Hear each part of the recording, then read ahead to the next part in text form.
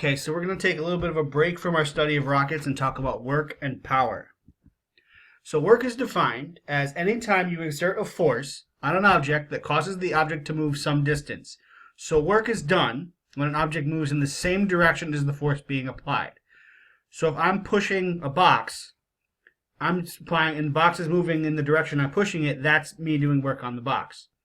You can't have work being done without the object moving. So if the object is not moving, there's no work being done.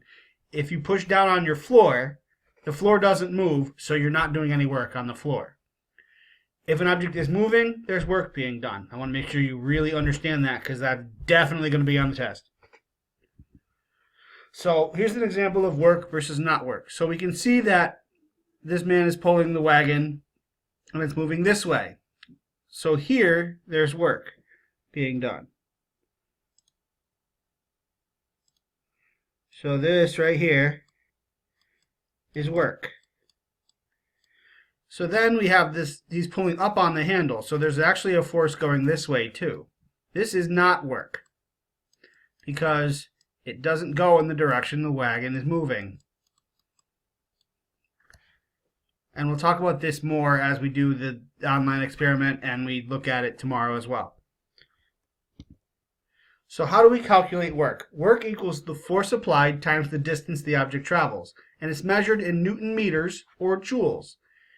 And what I want you to remember is a joule is a unit that measures work. 1 joule is the amount of work you do when you exert a force of 1 Newton to move an object 1 meter. The last thing we want to talk about is power. And power is the rate at which work is done. And it's measured in watts. So think of a light bulb. Watts measure the power of the light bulb. The more watts there are, the brighter the light bulb. You need more power to run up the stairs with a backpack on than to walk because it takes you less time to do the same amount of work. So if you're walking up the stairs without the backpack on versus walking up the stairs with the backpack on, you're doing work on the backpack and walking up the stairs. So power equals work divided by time, or force multiplied by the distance, that's calculating work, divided by time. And so you can expect to see some calculations here. They'll be very easy. But as you do the quiz, make sure you use this if you're not sure what the formulas are. And that's all I have.